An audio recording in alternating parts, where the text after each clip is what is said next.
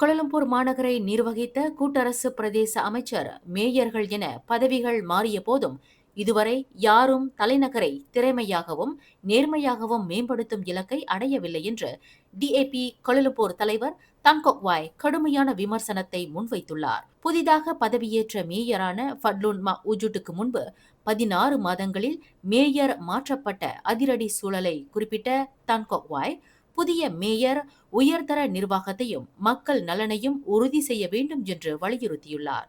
மக்களின் வாழ்க்கை தரத்தை குறைக்கும் அதிக மக்கள் அடர்த்தி கொண்ட புதிய கட்டுமான திட்டங்களை உடனடியாக நிறுத்தி வைக்க வேண்டும் என்றும், அனைத்து நாடாளுமன்ற உறுப்பினர்களுடன் மேயர் பொது பங்களிப்பை கட்டாயமாக்க வேண்டும் என்றும் தங் கொக் வாய் கேட்டுக் கொண்டுள்ளார்.